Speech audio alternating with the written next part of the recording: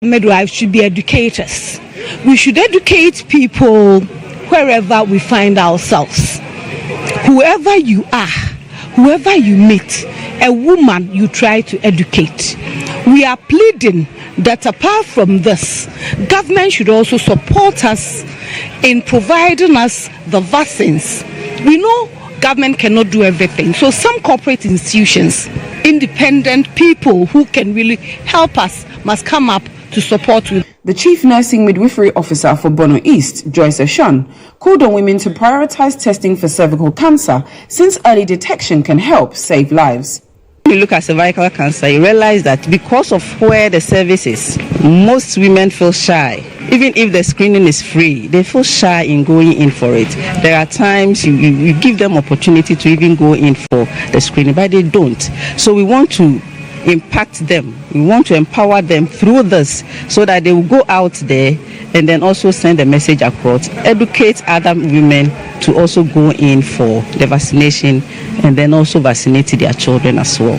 Participants for the seminar were drawn from all districts in the Bono, Ahafo and Bono East regions, with representatives from nursing and midwifery training institutions in the regions, and also urged to make time for themselves and ensure they remain healthy. The work that we do is stressful, and as caregivers, we need to think about our self-care. There are strategies that we put in place to also manage ourselves as caregivers. We also have the workplace variables where there are lack of resources to work with. There are work overload because of shortages in our healthcare system, bringing stress upon nurses, inadequate training, and then other things that can account for we stressing ourselves. So we remind ourselves of the things we can do to manage ourselves so that we can be fit all the time to give better care to our patients. You're watching News Tonight. You've got business news next.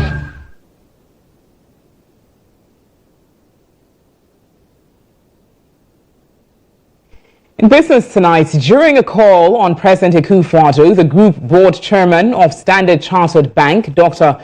Jose Vinyals, expressed his confidence in Ghana's recovery measures economically. Vinyals emphasized the importance of the visit at a time when the country is striving to recover from recent economic challenges.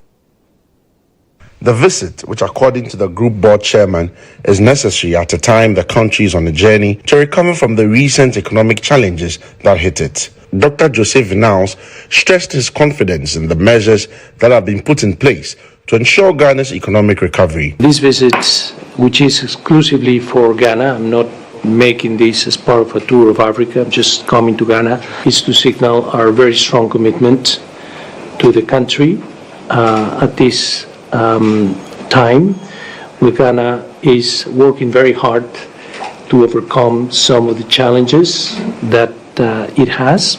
We are confident that working hard and in joint manner between the government and the private sector, Ghana will be out of this situation. Jose Vinyals disclosed that the bank will continue to invest in the country for the purposes of transformation.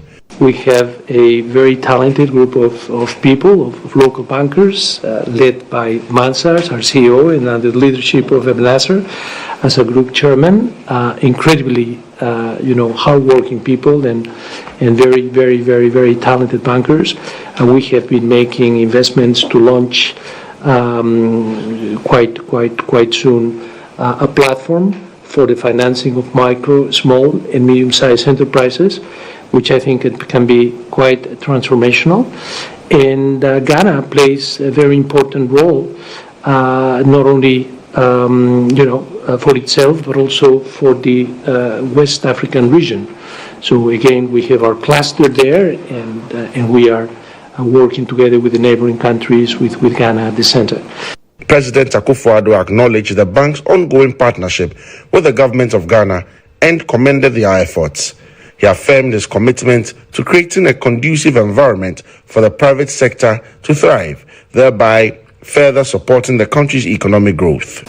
The reach of the bank and the manner in which it interacted with government as well as with the people of the country has been exemplary, and we're happy that we've now come on board to take over the whole worldwide operation. Your background tells us that it's going to be very beneficial to everybody involved. This government is fully committed to do whatever it can to aid the private sector, both domestic and foreign, to work in this competitive an environment as possible, to make it, to enable the private sector to be able to contribute to the growth of our economy. We believe strongly that ultimately it is the strength of the private sector in Ghana that will determine Ghana's future and its prospects. So a bank like yours that has had lots of experience here as well as around the world in providing the products that enable private sector operators to work is a bank whose contribution and association we value very much. We're happy to have you here on board. In other business news, in a bid to boost economic growth and foreign exchange earnings, the Ghana Shippers Authority organized a forum to help educate importers and exporters about the country's trade agreements and how they can leverage them to their advantage. The authority emphasized the need for comprehensive awareness and understanding of these agreements to enable businesses thrive. There's more in this report. Trade data from the Integrated Customs Management System has revealed that imports under the Africa Continental Free Trade Agreement have surpassed exports since the agreement's inception in 2021. To address this imbalance, trade facilitation agencies have been urged to implement programs and formulate policies that will promote exports as they play a crucial role in foreign exchange earnings and drive economic growth. Under the team facilitating shipments under Ghana's preferential trade agreements, the head of freights and logistics at the Ghana Shippers Authority stressed on the importance of importers and exporters familiarizing themselves with Ghana's trade agreements to guide their business operations. Our exporters are not up to speed, with these available opportunities. As Ghana Shippers Authority, which is mandated to promote and protect the interests of shippers, we thought that it's appropriate to create a forum, bring them all together, walk them through the available preferential treatments that are in the various agreements, and then so they can be fully acquainted with these issues and that it can help with their businesses. An officer from the Customs Division of the Ghana Revenue Authority, GRA, Abdulaziz Saki, provided insights on the effective use of digital platforms to facilitate trade, including avenues for lodging complaints and receiving real-time feedback. So once you come and an officer is at the valuation seat, wants to check through your documents, he has to also go on these pages to search to see whether the product has been liberalized, what rate is supposed to be traded for, and all that. And for Ghana, I believe we've been very ready. We even have a customs procedure code that we have even designed for shipments that comes under AFCFTA. During the forum, some importers and exporters also shared their challenges and concerns. For government to prepare a regulation, an act, a document that supports your interests and promote your competitiveness. But when that is done and we clap, there should be a chase for the follow-ups, because that is where you will see whether it's working. The forum, which saw the participation of importers and exporters from various sectors, aimed to enhance knowledge and collaborations among stakeholders in the shipping industry. Most of our products, when exported to outside, they goes back. Our main programs so that we can get a good product. Let's say some yam and other products. When they go out, they go bad. So the chemicals residue are too many.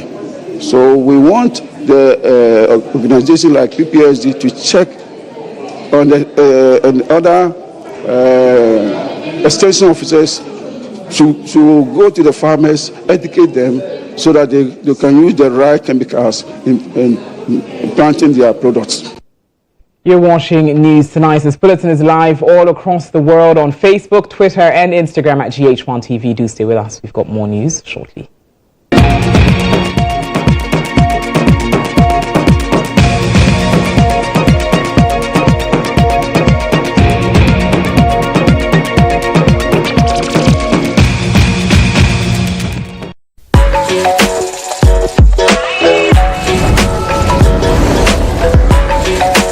You are your own person, unique, one of a kind, special. That's why you deserve everything tailored to suit your particular taste, your preference, your needs. Just like MTN Just For You. You can get customized offers tailored to who you are. Dial *141# or use the MyMTN app to get to choose from a variety of offers made just for you.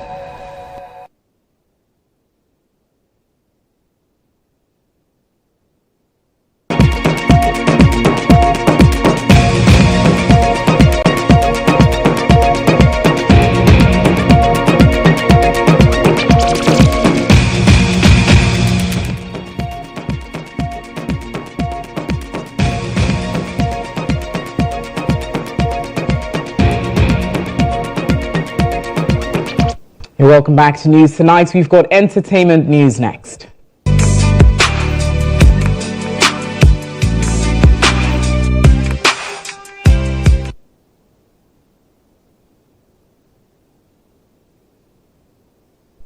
On GHOne Tonight, well, since the release of Try Me, the alleged diss track by rapper Sarkodie in reply to actress Yvonne Nelson's memoir, which details the history between the two, a lot of gender activists and social media commentators have condemned the lyrics of the song. The rapper alluded through the song that the actress should not claim to be a good girl because she was for the streets. Now, this line, including calling her by the B word, did not sit well with some who accused him of slut-shaming and misogyny. However, some fans of the rapper and other social media commentators have hailed him for what they term as a creative reply to the allegations made by the actress. So let's now stay on this issue. We've got Esther Teria, a gender activist, who's joining us via Zoom to share thoughts on this. Hello, Esther. Good evening to you. Hi, good evening and good evening to your viewers. Now, I'm sure you've had the chance to listen to this song. What was your initial reaction to it, specifically the lyrics of the song? Thank you. I really didn't listen to it all. I just listened to a bit of it. I think the lyrics or whatever he intend to do was very distasteful. It was just an inappropriate way to talk about a woman you've had an intimate moment with. And again, it brings me back to how the society and the men in our African community perceive women and the bodies of women and how the bodies of women should be dictated by them. I think it's really a shame. As a Ghanaian and as somebody who wants to see Ghanaian music going to the global stage, I would expect a musician like his status come out with something better, not what he's done. Not what he's done. Now, you say you didn't get the chance to listen to the whole song, but as mentioned earlier, he did respond by using the B word on her, as well as mentioning that she's for the streets. Now, expanding this conversation, we've had a lot of reactions from various groups.